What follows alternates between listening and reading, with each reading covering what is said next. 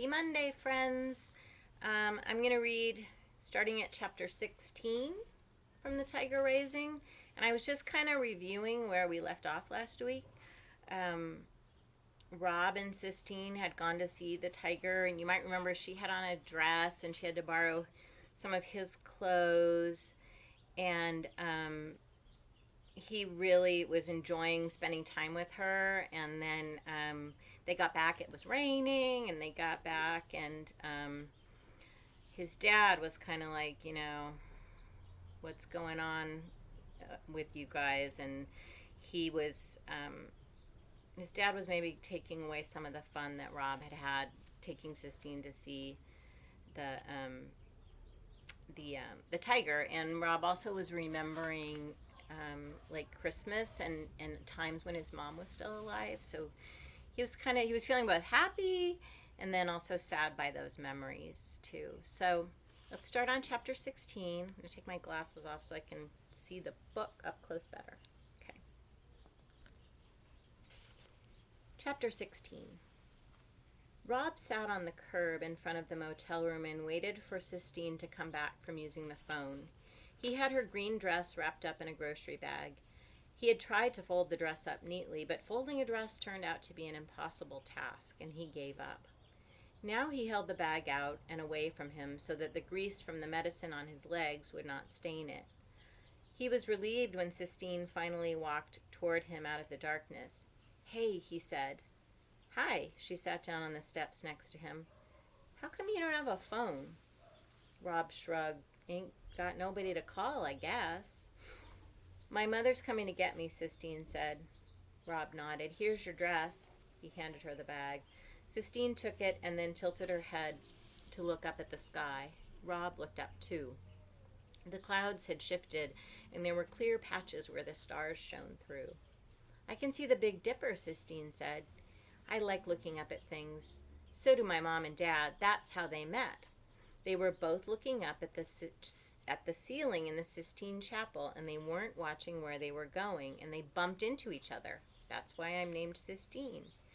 If you guys get a chance, I can't remember which day it was, but I sent an email to your families with a link to some pictures of the ceiling of the Sistine Chapel, which is in Italy. So hopefully you can get a chance to take a look at it. I bet you've seen it. I bet you've seen pictures before." "I like your name," Rob said shyly. "I've seen the Sistine ceiling too," she said. "They took me last year, before Bridget, when they were still in love." Does it look like the pictures?" Rob asked. "Better," said Sistine. "It's like, I don't know, it's like looking at fireworks, kind of." "Oh," said Rob. "Maybe we could go to Italy sometime and I could show you." "That would be all right," said Rob. He smiled into the darkness. "That tiger can't look up at the stars," said Sistine, her voice getting hard. "He's got that piece of wood over his head. He can't look up at all. We've got to let him go." Rob was silent. He was hoping that if he didn't answer her, she might go back to talking about the Sistine ceiling. "How did your mother die?" she asked suddenly. Rob sighed. He knew there was no point in trying not to answer. "Cancer," he said. "What was her name?" "I ain't supposed to talk about her," said Rob, closing his eyes to the stars and concentrating instead on the suitcase, working to keep it closed. "Why not?" asked Sistine. "Because my dad says it don't do no good to talk about it. He says she's gone and she ain't coming back. That's why we moved here from Jacksonville, because everybody always wanted to talk about her. We moved down here to get on with things." There was the crunch of gravel. Rob opened his eyes in time to see the headlights of a car sweep over them. "That's my mother," said Sistine. She stood up. "Quick," she said. "Tell me your mother's name." Rob shook his head. "Say it," she demanded. "Caroline," Rob said softly, cracking his suitcase open and letting the words slip out. Sistine gave him another businesslike nod of her head. "Okay," she said. "I'll come back tomorrow, and we'll make our plans for letting the tiger go." "Sissy," called a voice. "Baby, what in the world? What in the world are you doing out here? Sistine's mother got out of the car and came walking toward them. She had on high heels and she wobbled as she walked on the gravel parking lot of the Kentucky Star. Her hair was a lighter shade of yellow than Sistine's and piled up high. When she turned her head, Rob recognized Sistine's profile, her sharp chin and pointed nose, but the mouth was different, tighter. "Good Lord," said Mrs. Bailey to Sistine, "what have you got on?" "Clothes," said Sistine. "Sissy, you look like a hobo. Get in the car." She tapped her high-heeled foot on the gravel. Sistine didn't move. She stood beside Rob. "Well," said her mother when Sistine didn't move, "you must be Rob. What's your last name, Rob?" "Horton," said Rob. "Horton," said Mrs. Bailey. "Horton. Are you related to Selton Horton, the congressman?" "No, ma'am," said Rob. "I don't think so." Mrs. Bailey's eyes flicked away from him and back to Sistine. "Baby," said Mrs. Bailey, "please get in the car." When Sistine still didn't move, Mrs. Bailey sighed and looked back at Rob again. "She won't listen to a word I say," Mrs. Bailey told him. "Her father is the only one she'll listen to." And then, under her breath, muttered, "Her father, the liar." Sistine growled somewhere deep in her throat and stalked to the car and got in and slammed the door. "You're the liar," she shouted back from the back seat of the car. "You're the one who lies." "Jesus," said Mrs. Bailey. She shook her head and turned and walked back to the car without saying anything else to Rob. Rob watched them pull away. He could see Sistine sitting in the back seat. Her shoulders were slumped. A motel room door slammed. Somebody laughed. A dog barked once, short and high, and then stopped. And then there was silence. "Caroline," Rob whispered into the darkness. "Caroline, Caroline, Caroline." The word was as sweet as forbidden candy on his tongue. Chapter 17. The next morning, Rob was helping Willie Mae in the laundry room. They were folding sheets and chewing 8-ball gum. All night he had tossed and turned, scratching his legs and thinking about the tiger and what Sistine said, that he had to be set free. He had finally decided to get Willie Mae's opinion. "You ever been to a zoo?" Rob asked her. "One time," said Willie Mae. She cracked her gum. "Went to the zoo over in Sorley. Place stunk." "Do you think them animals minded it, being locked up?" "Wasn't nobody asking them did they mind." Willie Mae pulled another sheet out of the dryer and snapped it open. Rob tried again. "Do you think it's bad to keep animals locked up?" Willie Mae looked at him over the top of her glasses. She stared at him hard. Rob looked down at his feet. "When I wasn't but little," said Willie Mae, "my daddy brought me a bird in a cage. It was a green parakeet bird. That bird was so small I could hold it right in the palm of my hand." She draped the sheet over one shoulder and held out a cupped hand to show Rob. It looked to him like a hand big enough to hold the entire world. "Held him in my hand, could feel his little heart beating. He would look at me, cock his head this way and that. Called him Cricket on account of him all the time singing." "What happened to him?" Rob asked. Willie Mae bent and took a pillowcase out of the dryer. "Let him go," she said. "You let him go?" Rob repeated, his heart sinking inside him like a stone. "Couldn't stand seeing him locked up, so I let him go." She folded the pillowcases carefully. "And then what happened?" "I got beat by my daddy. He said I didn't do that bird no favor. Said all I did was give some snake its supper." "So you never saw him again?" Rob asked. Said Willie Mae. "But sometimes he comes flying through my dreams, flitting about and singing." She shook her head and reached for the sheet on her shoulder. "Here," she said, "go on and grab a hold of the other end. Help me fold this up." Rob took hold of the sheet, and as it billowed out between them, a memory rose up before him. His father standing out in the yard, holding his gun up to the sky, taking aim at a bird. "You think I can hit it?" his father said. "You think I can hit that itty-bitty bird?" "Robert," his mother said, "why do you want to shoot the bird for?" To prove I can, said his father. There was a single crack, and the bird was suspended in midair, pinned for a moment to the sky with his father's bullet. Then it fell. Oh, Robert, his mother said. It hurt the back of Rob's throat to think about that now, to think about the gun and his mother and the small thud the bird made when it hit the ground. I know something that's in a cage, said Rob, pushing the words past the tightness in his throat. Willie Mae nodded her head, but she wasn't listening. She was looking past Rob, past the white sheet, past the laundry room, past the Kentucky Star. Who don't, she finally answered. Who don't know something in a cage? After that, they folded the sheets in silence. Rob thought about the bird and how he had finally found its small, still warm body. He had started to cry. His father told him not to. It ain't nothing to cry over, he'd said. It's just a bird. Chapter 18. Rob was sweeping the cement walkway in front of the Kentucky Star rooms when Beauchamp pulled up in his red Jeep and honked the horn. Hey there, he hollered. Beauchamp was a large man with orange hair and an orange beard and a permanent toothpick in the side of his mouth. The toothpick waggled as he talked, as if it was trying to make a point of its own. We got you on the payroll now, too? Beauchamp shouted. No, sir, said Rob. All right, hooted Beauchamp. He hopped out of the Jeep. Got you working for free, that's what I like to hear. Yes, sir, said Rob. Ain't you supposed to be in school? Or are you done graduated already? The gold chains buried deep in Beauchamp's orange chest hair winked at Rob. I'm sick, said Rob. Sick and tired of school, right? He slapped Rob on the back. Don't got a mama putting down the rules for you, do you? Get to make your own rules. Not me, said Beauchamp. He jerked his head in the direction of the motel office where his mother, Ida Bell, worked the front desk.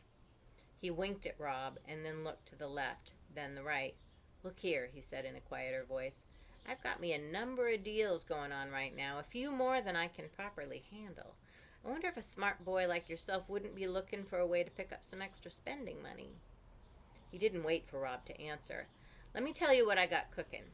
You like animals? Rob nodded. Course you do, said Beauchamp, nodding with him. What boy don't? You like wild animals? Rob's heart skipped. He suddenly knew where Beauchamp was headed. I got me a wild animal, said Beauchamp. I got me a wild animal like you would not believe.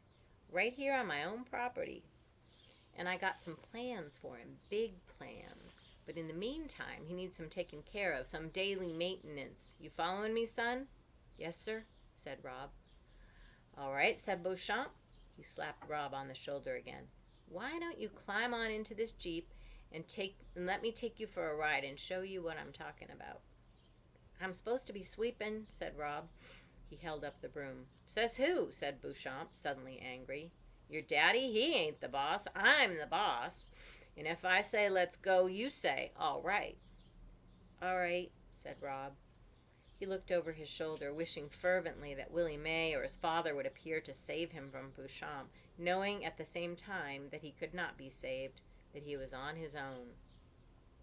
Good, said Beauchamp. Climb on up. Rob climbed into the passenger seat. There was a big brown grocery bag at his feet. Go on and put that in the back, said Beauchamp, as he swung into the driver's seat. The bag was heavy, and it stunk. Rob carefully put it on the floor in the back and then noticed his hands. There was blood on his fingers. That's just from the meat, said Beauchamp. It won't hurt you none. He cranked the engine. It roared to life, and they went tearing around behind the Kentucky Star and into the woods. Beauchamp drove like he was crazy. He gunned for trees and then swerved away from them at the last minute, whooping and hollering the whole time. You ain't gonna believe what I got to show you, Beauchamp hollered at him. No, sir, said Rob weakly. What? Beauchamp shouted. No, sir, Rob shouted back. I ain't gonna believe it. But he did believe it. He believed it with all his heart. I'm going to read another one. This is chapter 19. Beauchamp hit the brakes. We're almost there, he said. You got to close your eyes, so it's a surprise. Rob closed his eyes, and the Jeep went forward slowly. Don't cheat now, Beauchamp said. Keep them eyes closed. Yes, sir, Rob said. All right, Beauchamp said finally. Go on and open 'em up. He had pulled the jeep up as close to the tiger cage as possible without driving right into it. Tell me what you see, he crowed. Tell me what is before your very eyes. A tiger, said Rob. He let his mouth drop open. He tried to look excited and amazed. Damn straight, said Beauchamp. King of the jungle, and he's all mine. Wow, said Rob. You own him? That's right, said Beauchamp. Fellow I know owed me some money. Paid me with a tiger. That's the way real men do business, in tigers. He come complete with the cage. The toothpick in the side of his mouth danced up and down. Beauchamp put a finger to steady it into silence. What are you going to do with him? Rob asked. I'm studying my options, said Beauchamp. I figure I could set him up in front of the Kentucky Star, have him draw me some more business into the motel. The tiger stood and stared at Beauchamp. Beauchamp looked away from him. He tapped his thick fingers on the steering wheel. I also might just kill him, Beauchamp said, and skin him and make me a tiger coat. I ain't made up my mind. He's a lot of work, I'll tell you that. He needs meat twice a day. That's where you come in. I need you to come out here and feed him. $2 every time you do it. How's that sound? Rob swallowed hard. How do I get the meat in the cage? He asked. Beauchamp dug in his pocket and pulled out a set of keys. With these, he said. He shook the keys, and they gave a sad jingle. Don't pay no attention to the big keys. They're for the locks on the door. Open them up, and that tiger will get out and eat you for sure. You understand? I ought not to give you this whole set, but I know you won't open up that door, right? You ain't no fool, right? Rob, terrified that the keys to the cage existed and that they were about to be handed to him, nodded. See this tiny key? Beauchamp said. Rob nodded again. That's for the food door right there. Beauchamp pointed to a small door at the bottom of the cage. You just open that up and toss the meat in a piece at a time like this. Beauchamp swung himself out of the jeep with a grunt. He reached in the back seat for the grocery bag, took out a piece of meat, bent over and unlocked the tiny door, opened it, and threw the meat in. The tiger leapt forward, and Beauchamp took a quick step backwards, stumbling. That's all there is to it, he said, straightening up. His forehead was shiny with sweat, and his hands were trembling. What's the tiger's name? Rob asked. Name, said Beauchamp. He ain't got no name. You got to name something before you toss it a piece of meat? Rob shrugged and blushed.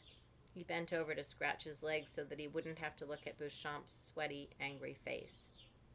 You want to get introduced proper? Said Beauchamp in a mocking voice. Well, then get on out of the jeep. Rob climbed down. Beauchamp grabbed hold of the fence and shook it. The tiger looked up from his meat. His muzzle was red with blood. He stared at Beauchamp with a fierce look in his eyes that was familiar to Rob. Hey, Beauchamp shouted, you see this boy here? He pointed at Rob. He's your meal ticket. Not me. It's this boy. He's got the keys now, understand? I don't got 'em anymore. This boy's got them. He's your boy. The tiger stared at Beauchamp a minute more, and then he slowly lowered his head and started back to work on the meat. Now you two know each other, said Beauchamp. He pulled a tattered bandana from his pocket and wiped the sweat off his forehead. On the hair-raising ride back to the Kentucky Star, Rob realized who the tiger's stare reminded him of. It was Sistine. He knew that when he told her he had the keys to the cage, her eyes would glow with the same fierce light. He knew that she would insist that now they had to let the tiger go. And that's where we'll stop for today. And we'll find out a little more of what happens tomorrow. We still have a fair amount to go in this book. I don't know if you can see. But I think it's getting kind of exciting. So we'll see what happens tomorrow. Hope you guys are doing well. Bye.